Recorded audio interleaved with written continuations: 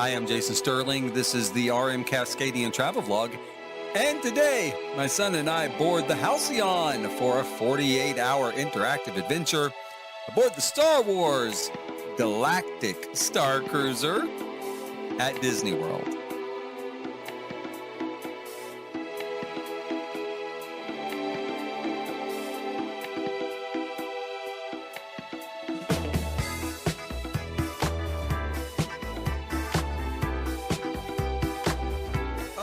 Now we ended last time with a tour of the room, and we're going to start this time, video number 2 for day 1, with a tour of the ship. We're going to tour the ship. Now, I call it a ship, of course, it's a structure, a tour of the structure, right? But the Halcyon vessel, we're going to tour the Halcyon. Now, you've probably heard that it is a little small. A lot of people have been somewhat disparaging about its size. That is, especially if you haven't been there, right? Again, if you haven't been there and you're not going to go, and from the outside it's pretty small, it's because it actually is pretty small. Even on the inside it's pretty small. I will say that I think part of that is definitely deliberate and not just because it's cheaper. I mean, it is definitely deliberate when you do it because it's cheaper. But I don't think it was all that. I think that you're only there for 48 hours. When you don't have a lot of time to go through and learn the layout of that ship. Okay, you only have so much time. And especially the second day, I mean, I was running, point to point, and it's an action adventure. It runs like an action adventure, especially that last, half of day 2. When you're just all over the place.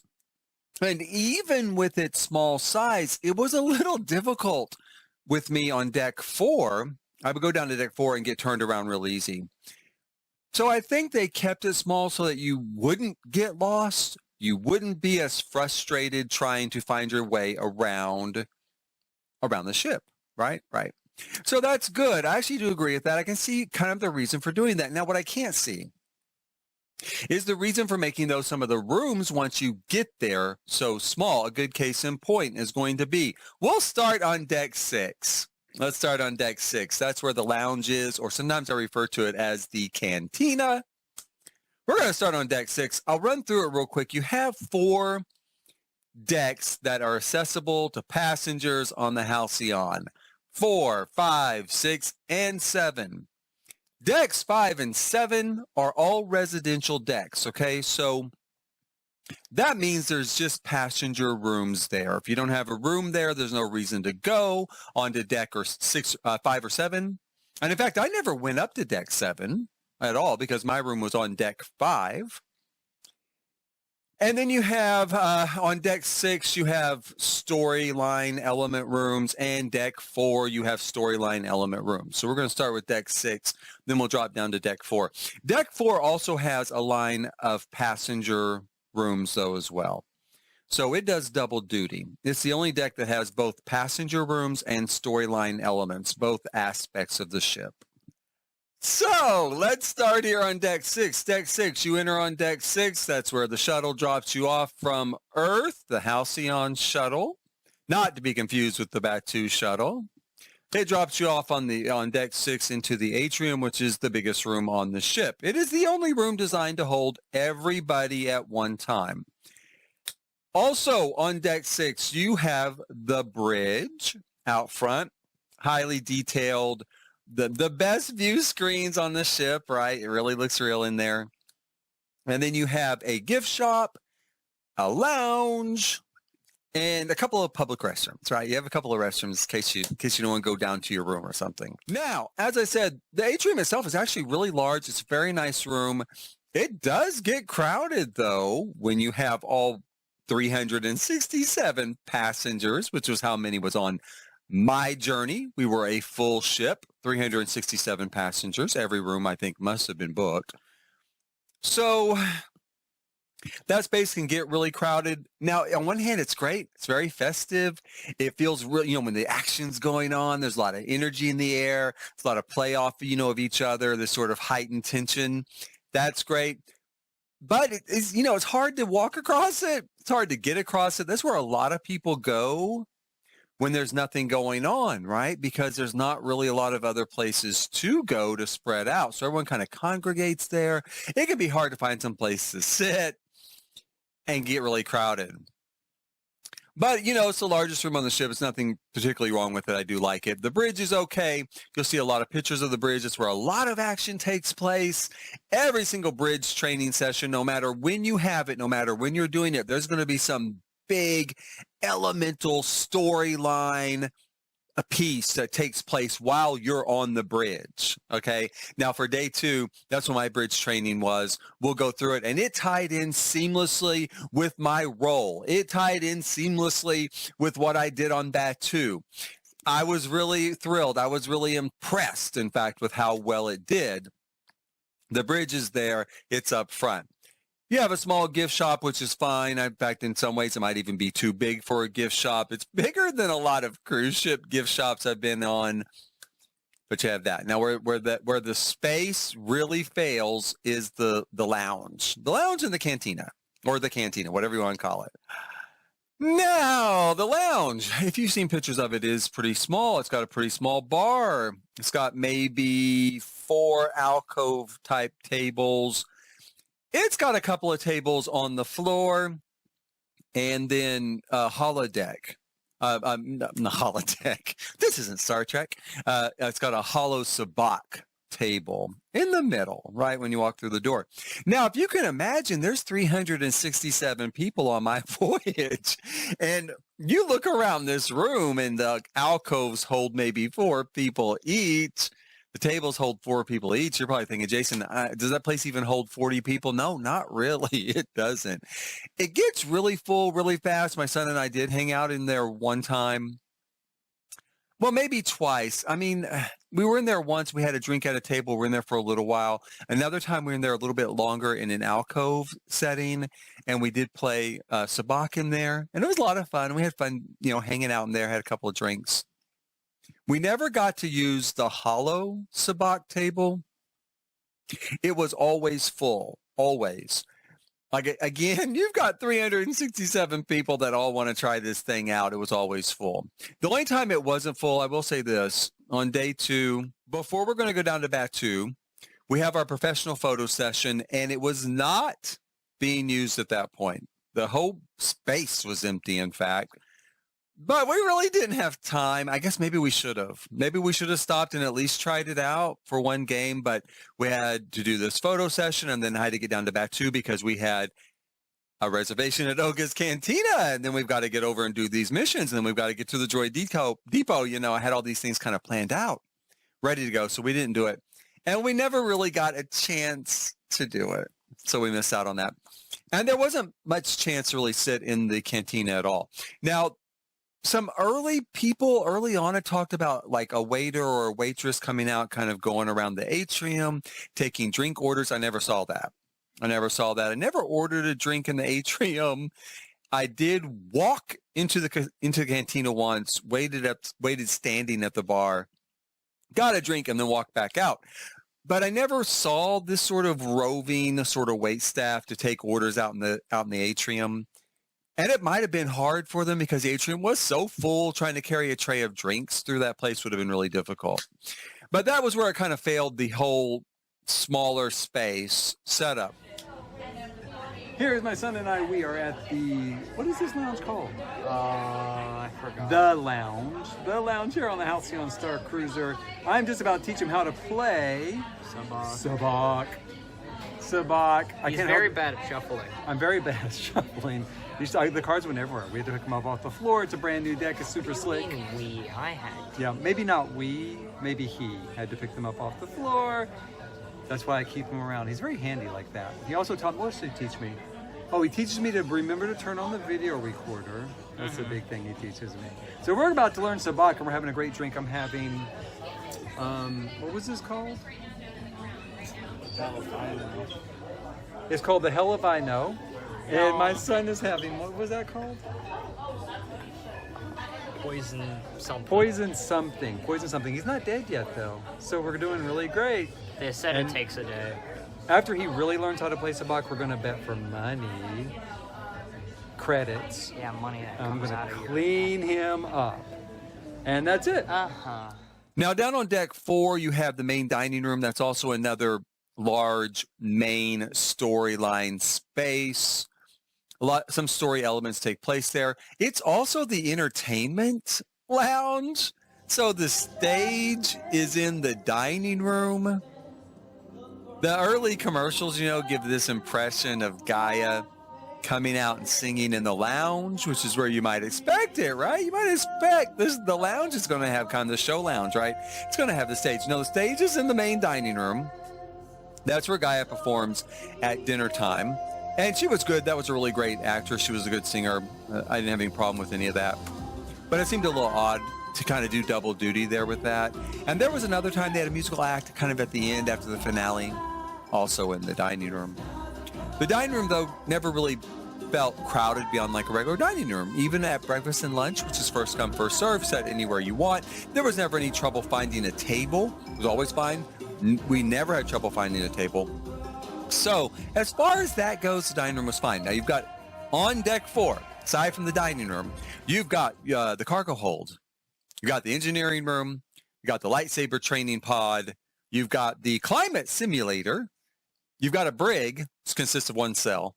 And you've got the docking port for the shuttle from Batu. Now, let's start with what I felt like was kind of the worst space. And that was, well, there's 2 of them. They're kind of connected.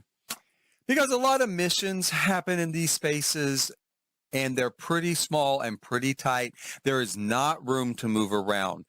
Both of them got so crowded. When you're in there trying to do a mission, the cargo hold and the engineering room, and they both, engineering especially on that first day, was packed. I mean, you're supposed to be on this secret mission, right? You're sneaking into engineering. You're going to, have this sort of clandestine you're going to break into the computer system or something, right? There was a line for people to do the mission, of course. We're all lined up waiting to be the next person to use the terminal. Oh, why are you here? I'm going to break into the computer terminal. Oh, really? Me too. I'm going to break in there too. Maybe we should do it together. You can't do it together, of course, because you have to log in, on your data pad and get credit for it or whatever. But it was really small, very tight, and it got really crowded really fast. Cargo hold did too. Now I'll go over this as I kind of go through our venture through the days. There was one point we couldn't all fit in the cargo hold. I mean, there were so many people trying to use that. Again, there's a line waiting to go in there out in sort of this antechamber to the cargo hold. We're kind of standing there waiting. Okay. Now, the lightsaber pod was fine. There's plenty of room in there. That's well designed. The climate simulator was fine. The climate simulator is the save yourself from your claustrophobia simulator. If you're starting to feel kind of closed in, you want some fresh air, you want to know the sky still exists, you can go out there. It's kind of an open air patio with a high wall to keep up the illusion. There's a bunch of plants. It's actually really nice. I really did like it. There's a bunch of plants. I'll put some pictures here, that you can kind of translate their names. And there's a little rock garden. And that space does tie in somehow into the Saja, sort of storyline, the Saja path, right? The Saja path. The path of the Jedi. And I'm not real sure how that works because I was not a part of that path, but I know I've seen pictures where the rocks will move, with the Force. If you're strong with the Force, the rocks can move, with the Force. You can also, though, part of the tour of the ship that we took right after lunch on that first day, they explained to you that there's a sort of, the rocks are from like Chandrilla. And the guy who built the ship missed home, right? You get homesick. So he brought some rocks from the planet and put in there, because then he was always kind of carrying a little piece of home with him on his journeys, which is actually really sweet and really nice. I don't know how many of you are actual regular travelers. I do the same thing. I don't carry a rock, but I do carry a couple of things from home that I always carry with me on every single trip. And it's, kind of my talisman, kind of my link, my umbilical cord back to home, right? So that was really nice. And they have a sort of, I guess a sort of meditation idea that You stack these stones up, and the higher you can stack them, maybe the more in tune you are with the force. And it's kind of cool. I think they were like, if you could stack 20, I don't know how you could stack 20. I feel like I must be making that up in my head, but it was kind of like if you could stack 20 of them, then I guess you're a Jedi or something. I don't know. I wasn't in that path, but I could stack maybe 5 before they fell over. At most.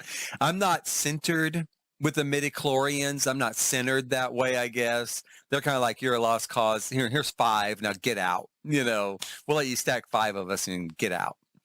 But that's there. It was fine. So and there's public restrooms on deck 4 as well. So that's deck 4 in a nutshell. Again, a lot of really small spaces that could have been much larger. Engineering cargo hold could have been much, much larger.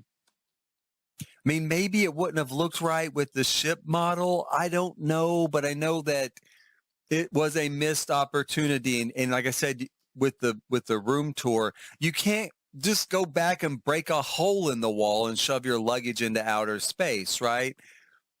Same thing with this stuff. I think it's not impossible, but I think it'd be difficult to try to go back, retrofit that into a bigger room, or retrofit the lounge into a bigger room. Okay, now we're on deck 4. On deck 4, as I said, was the dining room. So let's talk about food a little bit. My son and I, right after getting on this ship, right after seeing our room, did go and grab some lunch. So we'll talk about lunch first.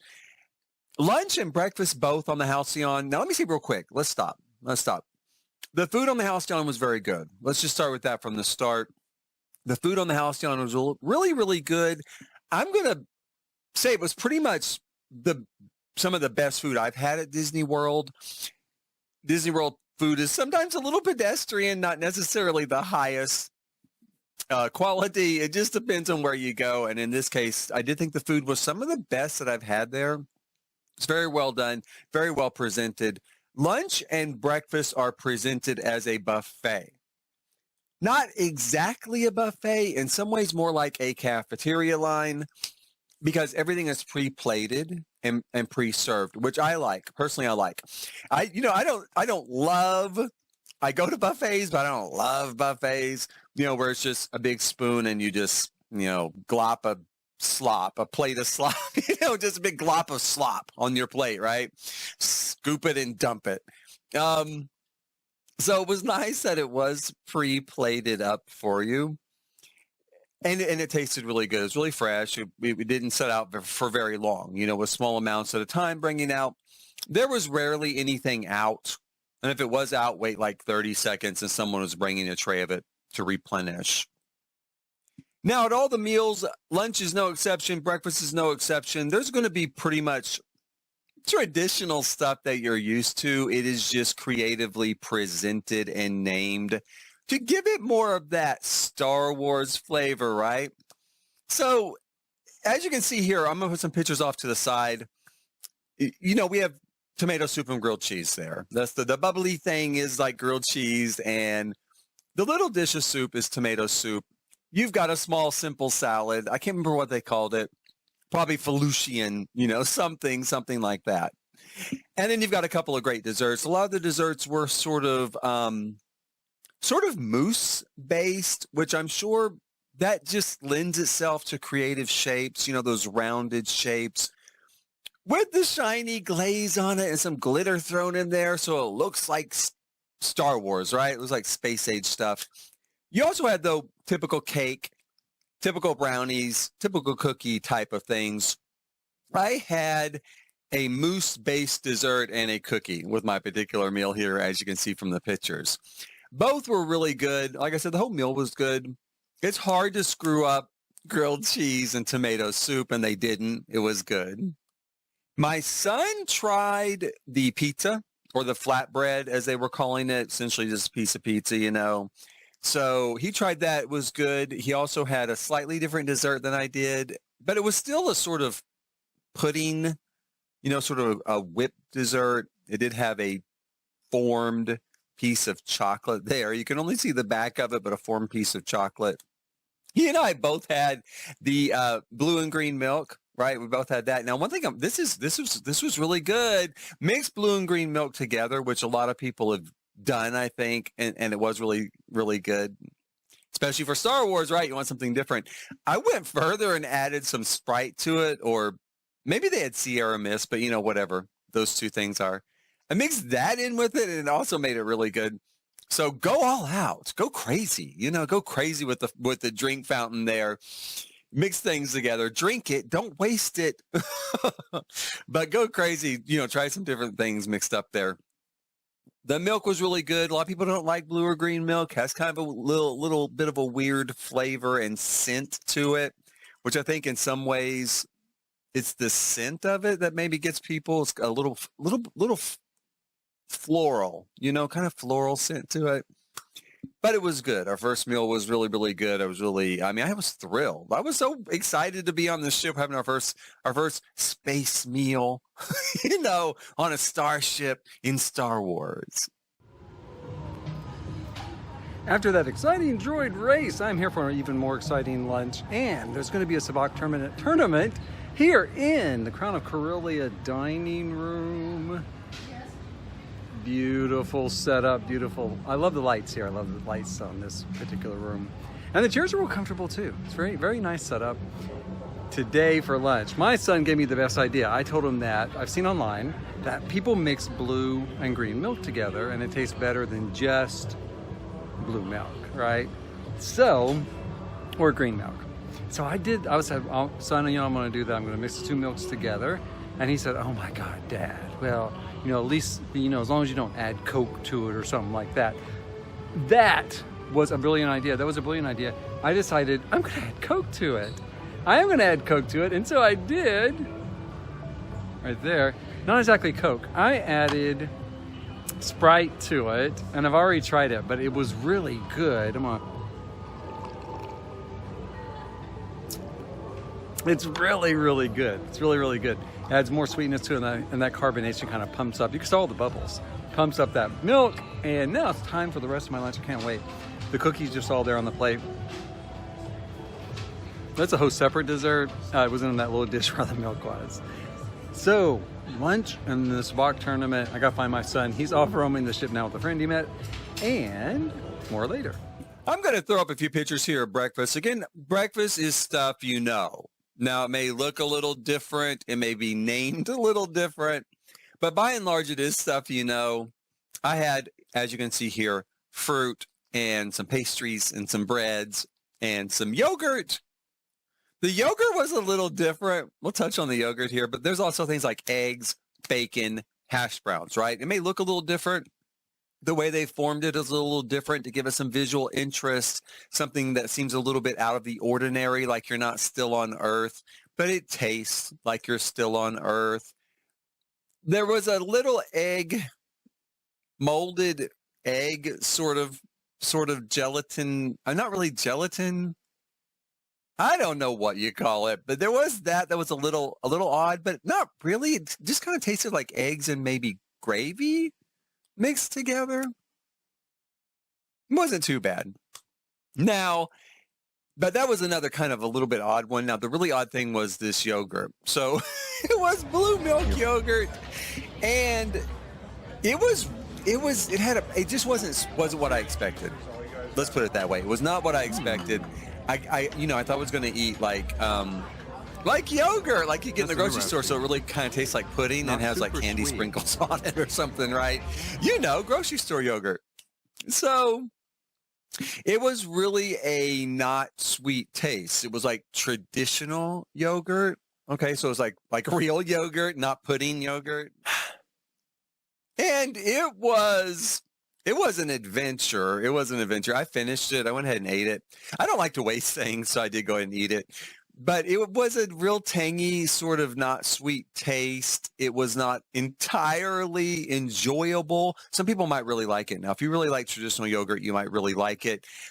Like I said, as an American who's used to pudding, pudding called yogurt, pudding masquerading as yogurt, it was a bit of a surprise. But that was probably like the weirdest thing I actually tried, where I was like, I don't know about this. I didn't grab it twice. We'll go over dinner here, and we'll especially spend some time on the captain's table dinner. My son and I did choose to eat at the captain's table on this particular voyage. It was an upcharge of about $30 per person, right? So, I mean, for Disney, not a bad price. I mean, we are talking Disney here, but yeah, kind of a little expensive. And we'll go into that in depth coming up, but a little expensive. Dinner was good, though. Dinner was good in both cases, both the first night and at the captain's table, which was kind of the taste around the galaxy night, right? Captain's table adds a few extra dishes, like a couple, basically not huge dishes, maybe a little bit bigger than an amuse-bouche, but not as big as an appetizer. And there was the addition of, I'm already getting into the captain's table. I was going to wait. I'm going to just add this one part. We are going to look at it coming up more in depth. Like a lobster tail was added to it to make sort of a surf and turf, right? Okay, let me get off the captain's table. What you start with dinner is a drink menu. I'll put a picture of it here. I did get this really cool drink, and this is why I want to start with this. I actually did video of it because pictures do not do it justice. This is indicative of some of the stuff you're going to find on the ship. To give it that sort of spacey feel, you can see it's glitter. It was like stars floating in your drink. I drank it and I didn't die. So I guess it's completely edible.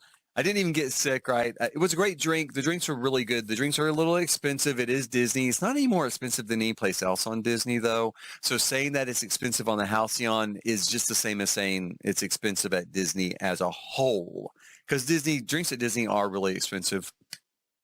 So, but it was good. It was very inventive, very imaginative. I love that drink. And my son had this thing that is right here on the picture. That is like a blue milk citrus fizz. So basically like blue milk with, I don't know what in it. Probably some Sprite, which is, I mentioned already, I kind of added Sprite to blue and green milk mixed together. I think that might have been where I got that idea because it kind of just tasted like Sprite mixed with it. That's where the citrus probably comes from. And then they throw that sort of like, foamy stuff up on top, right? I can't remember what that cost. Maybe $9. It'll say on the menu, maybe like $9. For $9, oh my gosh.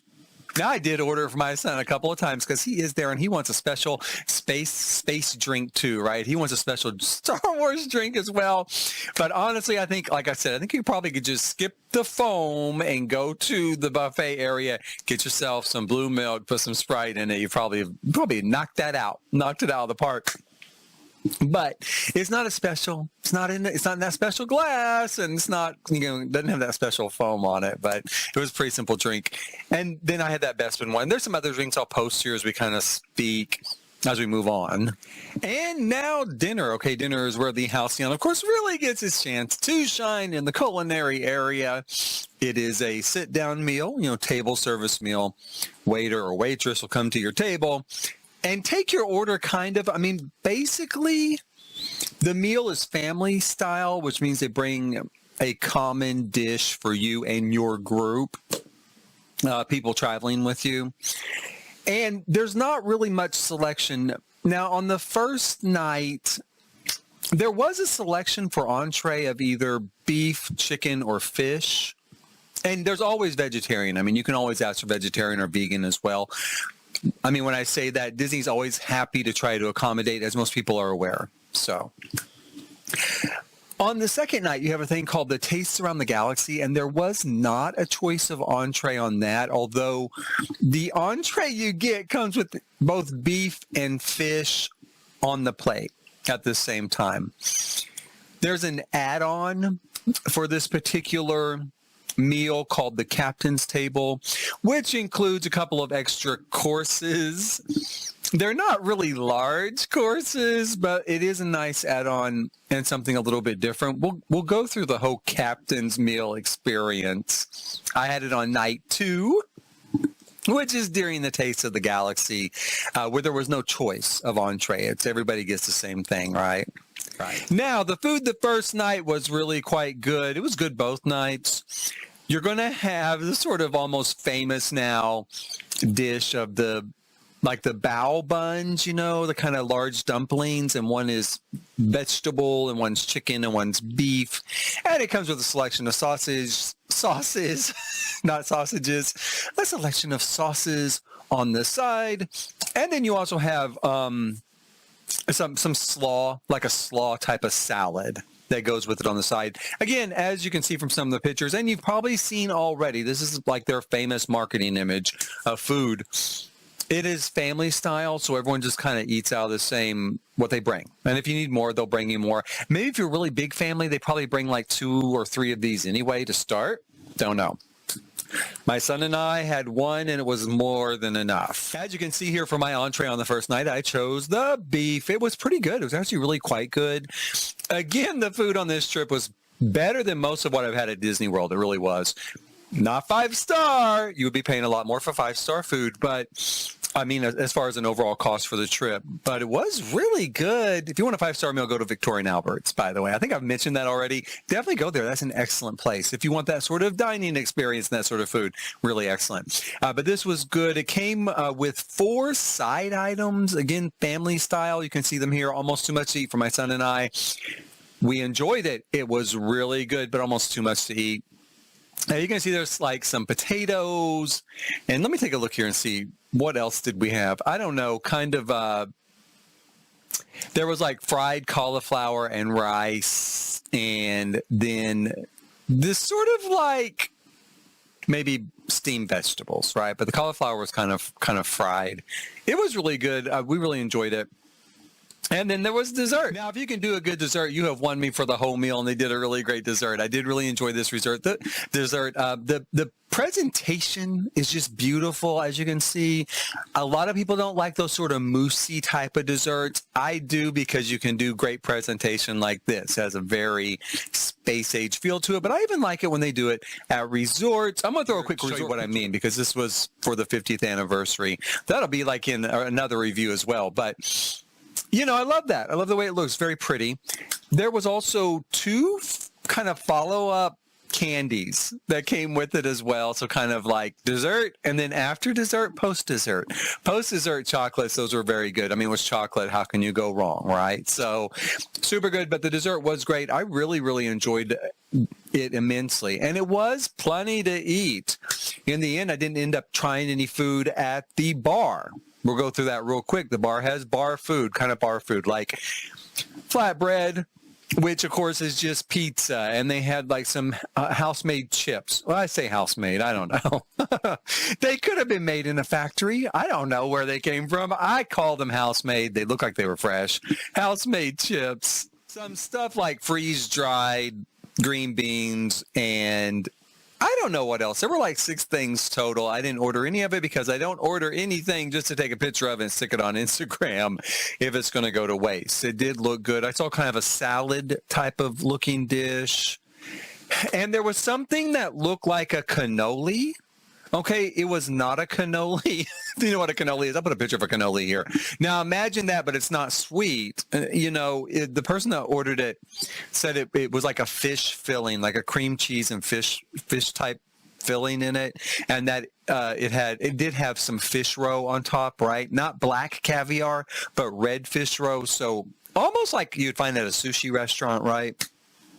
So that sort of stuff was available at the bar. I didn't ever get a chance to try any of it. One thing, I wasn't really that hungry. Another thing, I wasn't in the lounge that much, and nobody was coming around out in the atrium to order from. And I don't know if you could have ordered food for the atrium. I guess you could have. If someone had come around the atrium, I guess you could have ordered food from them. They had food in the atrium. They had a snack bar. Literally snacks in the atrium. And I have to admit, I did spend a lot of time getting snacks at the atrium. I had to grab some popcorn. I had to grab some cookies. I had to grab some, they like cake pops that were really good, and some Rice Krispie treats. Somehow I grabbed all that stuff and I took a picture of the cookie. So, but you know, if you've seen a Rice Krispie treat, you know what it looks like. It looked the same. If you've seen a cake pop, you know, like a round piece of cake with frosting on it stuck on a stick, it looked the same. And, you know, all of it looked pretty pedestrian, but it was really good. And I was glad they had that out there. Just go up and take whatever you want. Take as much as you want. And they had the popcorn like they had down in Batu, right? That kettle popcorn. Oh, some of my favorite. I really loved it. So that was great. I almost could have eaten enough popcorn, which is why I wasn't hungry for the bar, right? I ate too much popcorn. Could have eaten enough popcorn to actually pay for that trip all by itself. But speaking of pay, you can pay an upcharge and go to the captain's table. So let's look at that real quick. We went to the captain's table on the second night, which is the Taste Around the Galaxy, right? The Taste Around the Galaxy, which is a 4-course meal, and it starts with. I'm gonna have to look this up, but it starts with bread and then an appetizer, entree, and dessert, right? I've got pictures all of it. You'll see the pictures here. But I'll look up the menu wherever I have notes on it and put like exactly what it was, because it came from different planets, right? So each course represents a planet. Like, the bread was from Mustafar, I think. It was like a Mustafar bread, right? And these different sort of condiments accompanying it. We also started with, because it's the captain's table, you get 3. Now, they've always publicized it, I think, as 2, but there were actually 3 additions to our meal. So maybe they added something else in to kind of up the value of it, because it is $30 per person. We're going to go over that here in a second. But it's $30 per person, and we got this sort of amuse-bouche here, which is a crispy sort of wafery, kind of fried, maybe like rice, maybe kind of was made out of, I don't know. And it had this disc of orange stuff on it and a couple of soybeans. Now, I'll admit, I really don't remember what it was. I remember it tasted good. It did taste good. I think it might have been sweet potato or something, like a taro root, maybe. I don't know. But it was good. I'm going to look at my notes and see if I've got a list, for the menu on that. But it was good. It was a very attractive presentation, but you can see it's small. It's not a huge addition to the meal. Then came like the bread course, and then we had the appetizer. Now, the appetizer was good. It was the famous blue shrimp appetizer, and it did taste really good. It tasted like shrimp. I know that they color it with tea. They use some sort of tea to give it that blue color. And there was a faint hint of tea to it, which was not as odd as it probably sounds, and it actually did taste really good. It was a nice flavor to it, and it gave it more of a foreign or alien sort of taste, right? Now, you may look at that and think, now, Jason, but that does not look like the shrimp dish that I saw in Disney marketing like this. No, it wasn't. Now, I don't know if that's because they ran out of dry ice. Maybe it was a supply issue with dry ice. Maybe it was just too bothersome to deal with. Maybe people didn't like it and they were afraid, I can't eat dry ice. I can't eat that. I mean, I've never been to a college party, at Halloween. But, yeah, I don't know. It was still good, though. It did taste good. It's shrimp cocktail, you guys, so naturally it tastes good. A little hint of tea to it, but nothing bad. Now, on the main course, you got beef, kind of like a short rib was what it was, and fish, which was like a grouper, as I recall. I'm going to look that up, but I don't know why that stuck on my memory, that I can remember those 2, but not so much else in my life. But I do remember that. And then, because we were at the captain's table, there was an addition of a lobster tail. Okay, and I'm pretty certain that's what it was called on the menu. I think, yeah. Maybe it had like an alien name, but underneath it said lobster tail. You can see from the picture, it's a pretty small addition again. It was good. It was tasty. It was an addition. And it was a perfect thing if you wanted true surf and turf, which is lobster and, well, not short ribs, but lobster and steak, lobster and beef, right? So it was good for that. I think it was supposed to be kind of an alien surf and turf anyway, because it was beef and fish was the course, right? It was good. That was the other edition. The next edition, though, that came from the captain's table, this is going to be, as I recall, between appetizer and entree, and it was like a tube of stuff. It was a drinkable dish, and it was a tube of stuff. And I've got a picture of it. You'll see the picture here. But what is that? Again, I don't know. I'm going to have to check my notes and see what it said. It was something. It was like a drink. And maybe that was the addition. Maybe the lobster was always there as the second course included. Maybe the drink was the addition. Was it supposed to be a palate cleanser? I don't know. But it was good. As I recall, it was kind of spicy, a little spicy. Not too bad. It's Disney, you guys, so they're not going to burn you out of there. But it was good. It was very interesting. Of course, it looks alien. It looks sci-fi. It looks very Star Wars, right? So that was great. That fit great as far as that's concerned. And then we had dessert. Dessert was fantastic. Again, you had kind of a 2-course setup to dessert. Okay, and I'll add real quick before we get to dessert, you probably noticed on the picture with the entree, and I think this is included with the captain's table. I think this is part of the upgrade with that lobster. Was some actual caviar. I was really surprised. It was pretty good, too. I did not expect to see that included, and it was a nice addition. So it was a great pairing, really good dish. Dessert was really great. Again, kind of the famous circular dessert, right? There was like a little saying by it. I can't pronounce it. You can see it here. It means, savor the moment. It was chocolate. It was kind of like cake. It was very good. Again, it wasn't like a gel or a mousse or something. It was like cake. Very, very good. And then the post-dessert dessert was some cookies. You had some macarons there and some other cookies. Again, very good. How can you say no to a cookie? You can't. Cookies are always good. Always room for another cookie. Part of why I couldn't ever eat anything at the bar, because there was always room for more dessert for me. And that pretty much wraps up food on the Halcyon. However, there is one more thing to include. It's not food on the Halcyon, but it does come bundled in the price. It is food at Batuu. So it's food on Batuu. It's food for when you go down to Batuu on your excursion. If you want to eat lunch on Batuu, it includes a meal as part of your cruise fare. I think technically it's for Docking Bay 9, technically, but you can also go to Ronto Roasters while you're there and use it there. It's for a counter service meal and a drink, and if you're an adult, that can be an alcoholic beverage, right? So one counter service meal, and if you're an adult, an alcoholic beverage. Now, there is some variation to this. I mean, there's some choice you can make with this particular add-on, this particular entitlement as part of your cruise, right?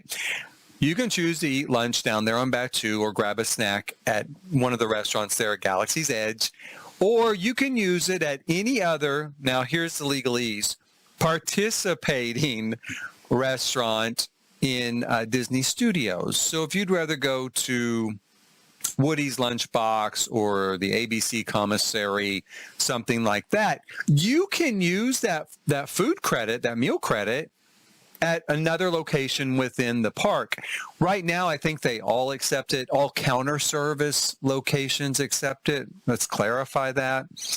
But that could change because it is listed as participating, right? Participating restaurants. So if they want to, they could always, kind of roll that back to just Docking Bay 9, I guess, if they want, right?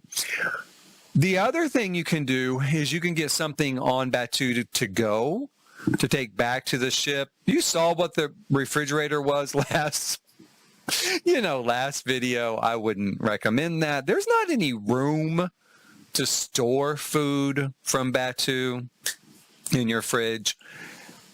And there's one last thing you can do. Now, on the day that you leave the Halcyon, you're leaving a resort like any other resort, and your meal credit does not expire until midnight of the day you check out. Disney still gives you a lot of credit, for being at the resort during that day, right? So you can still use this counter service credit. Again, keep that in mind. It has to be counter service at your resort or at a theme park. Okay, that's the best sort of places I've heard that it's actually been used. I've also heard that's a lot easier, and it goes a lot easier if you just use the mobile app, because the mobile app will automatically apply it. And a lot of the staff doesn't realize that it even exists, right? Because they haven't had the dining plan in a while. So some people have kind of bulk at it, you know, some of the staff, but if you use the mobile ordering system, it does not bulk. It does not care. It says, do you want to apply your meal credit? You say yes, right? I've also heard that it's really difficult with downtown Disney. So if you're thinking I'll go to downtown Disney and use it there, I don't know. I heard it was even worse than going to the theme parks, again, because people just aren't used to it and they don't really know how to handle it or how to redeem it. So if there's if there's a place in downtown Disney you can use mobile ordering, maybe try that if you want to go that route.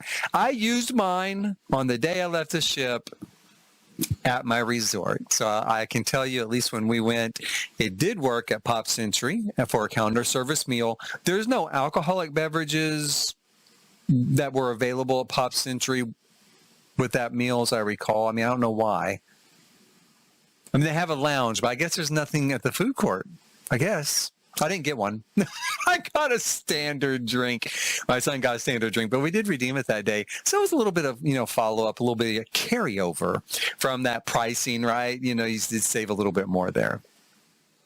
Okay, now I didn't go on the Halcyon just to eat.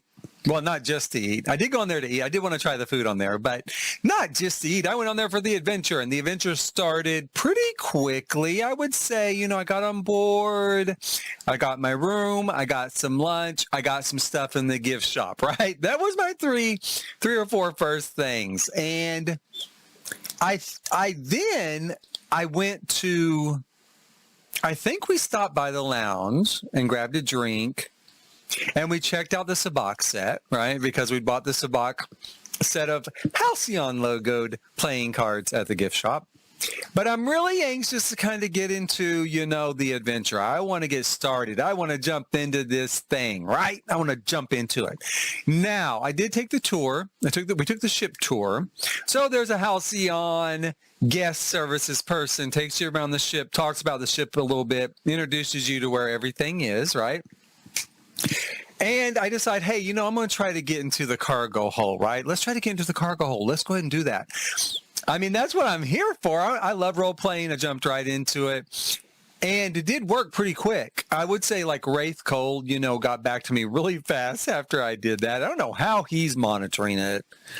He's got his sticky little fingers into all sorts of pies, but he gets back to me really quick. But even more so, I get contacted by the captain.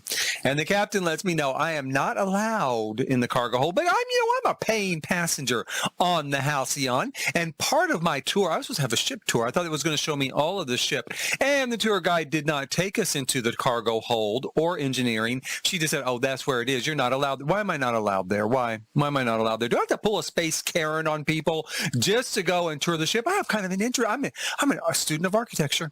I'm a student of architecture. I wanted to see what the cargo hold looked like. Of course I did. Anyway, she said no. She said no. I could not see it. But I did kind of get going on the path pretty quickly there by telling old Wraith Cole I'd be happy to give him a hand in the future if he needed some help around that ship. Thinking, hey, maybe that'll get me in there. Maybe. Right? Don't need to think too hard on that one. Now, I don't really know how you get started on the other paths.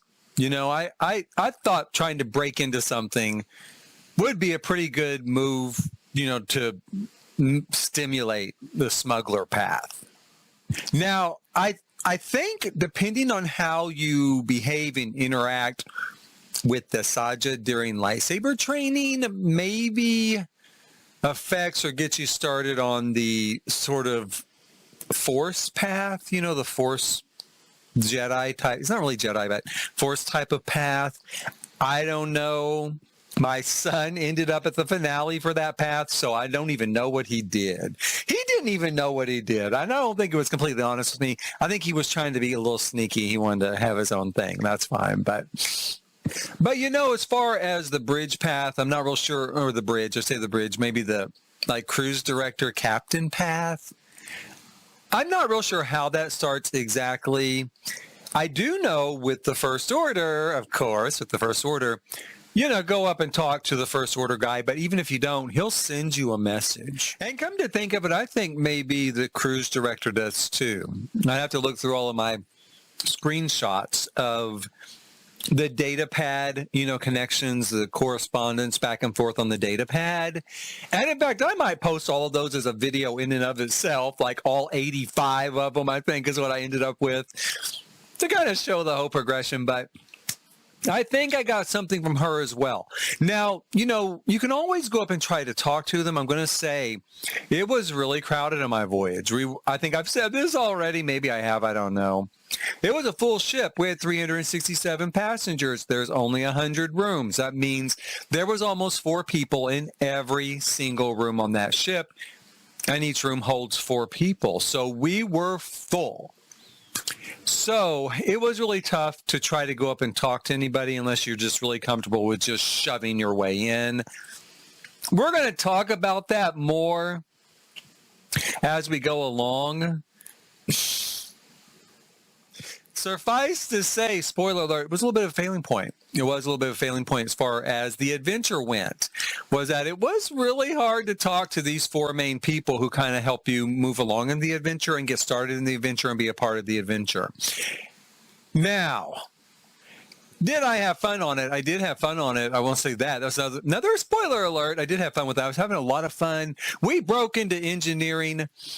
This was probably after the First Order invaded this ship, right? Because we've done this stuff. We had all afternoon. We were killing it. We were having fun. Well, I think they boarded the ship before dinner even. Yeah, must have been. So, we're going to have this sort of get together in the atrium, and the cruise director, I guess, is going to kind of toast us to the stars or something. And the First Order does show up, boards the ship really pretty early on. And then we go to dinner and we break into engineering and we have lightsaber training on that first night. So again, if we're going to do that path, maybe my son did something in that path or said something. I don't know. But the Saja does contact you later and kind of ask you. He kind of leads the conversation. Hey, what are you looking at doing? How do you see your path going? I suspect that's on purpose. I think so. And I think that's probably been added since the cruise started. That's what I think. Now, maybe not. Maybe they started it from the start. But I think that's to kind of make sure that people do kind of get into the path that they ultimately want to do, to kind of help lead them there or merge them there. Because if you answer to the Saja that you're just all for the organization and structure of the First Order, well, hey, probably you're going to get more stuff from Lieutenant Croy, right? So coming up on the second day, which is the big mission day from Batu all the way through the ship all day long, going around, doing stuff, taking care of stuff, they're setting you up for the path that you do want. So that actually is nice. I wanted to be a smuggler. That's what I told him, right? So it kind of gets you in line for the path that you're interested in.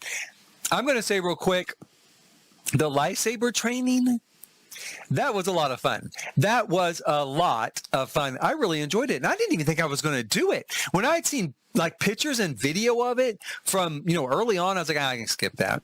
Yeah, I don't care. I don't need to stand there with a stick and try to hit a laser beam, blah, blah, blah. It didn't look like the marketing, right? It didn't look like those advanced art pictures, the sort of advanced pictures they put out. And I just was kind of like, I mean, I'm sure if you're really wanting to be a Jedi, maybe it's cool or something. Maybe you're going to like it. No, you're going to love it. No matter what, you're going to love it. I had a lot of fun with it. It was so much fun to do.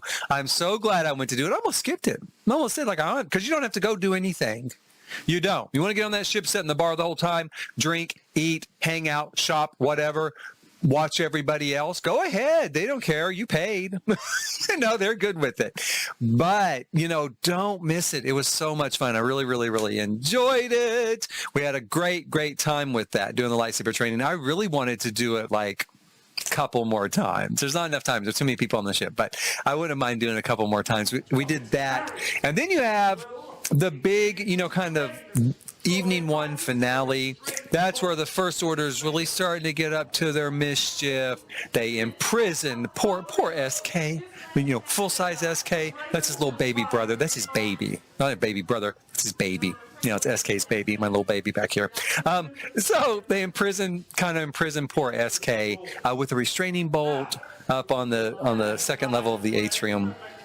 Big dramatic moment because he is, Lieutenant Croy is going to go through those memory banks, find out what those people are up to, find out what we're all up to, right? So that's kind of the big finale. And then, later that evening, we stayed up pretty late. We played some sabacc. It must probably it's like the second time I could get into the lounge, and we played some sabacc there, and we had some more drinks, and we were up pretty late. I mean, you don't really want to go to bed. What can I say? I really didn't want to go to bed. I loved being on the ship. I did. The ship was very cool. I loved being in the environment. I really liked Star Wars, and I was having a great time playing somebody in this sort of Star Wars universe, right? So from that standpoint, I did not want to go to bed. Now, there was already a little bit of disappointment, though, happening. We were supposed to meet. We're supposed to have this meeting with Wraith Cole. We're going to have this meeting about what we're doing. And, roles are starting to get assigned, I guess, at these meetings. That's where it happens, right? So the meeting, I don't remember the exact time of the meeting. Excuse me. I'm getting choked up. I don't remember the exact time of the meeting. Let's say 7. Okay, let's just toss that out, 7 o'clock. So we're supposed to meet. I get there maybe about 5 till 7 to the atrium. Most of the meetings are in the atrium, which doesn't exactly make them secret, because the whole world can see. But most of the meetings are in the atrium. That's where everybody can get together. And if you've got 100 people who are all smugglers, you need the atrium for us all to fit. Right. So I get there, and I'm kind of looking around thinking, where is the meeting? Atrium's big. So I'm looking around trying to find him. I do see him. He's already got a group of people around him. I'm like, okay, yay, let's go. It's starting. So I go over there, and I walk up, and the meeting's done. The meeting, which was supposed to start at 7, is over at 7. And I'm not even real sure what they came up with. It was kind of like the people that got there early, had talked to him already, to Wraith Cole, and got the interactions with him. And the meeting's over. Everyone's breaking up. Wraith Cole's taking off. He's got to go do his part, right? And everybody's kind of breaking up. And I wasn't the only one who was just kind of standing there because everyone's starting to get there at 7, and we're just kind of, wait. What happened? What are we doing? How's this going? Right, now you will get an update on your data pad, but I really missed out, and we're going to follow this some more on day 2. But it wasn't the first time that happened. It wasn't the only time, and not the only character that it happened with.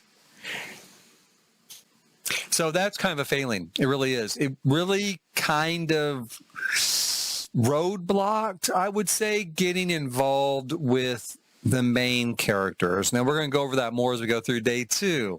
We're going to go over that more in the final review. For now, I've only missed this one meeting. I am so excited. We want to stay up. It's midnight. I don't care. I want to stay up all night long. But we do have a big day coming up on Bat 2. We have a professional photography session coming up in the morning before we even go to Bat 2, like at 8:30 or 9 o'clock. I can't remember the exact time, but really early. And then we've got Olga's Cantina at like 9:40 in the morning. So I've got to get the photographer done, get on a shuttle, get down to Bat 2, get to Olga's Cantina. We got a whole day planned out. We're going to build droids for my birthday. It's my birthday on day 2, my real birthday, in life birthday. So we're going to go build some birthday droids. I'll have my little guy, in fact, back here with these other 2 coming up. I need to clear some space and set him back there with the other 2.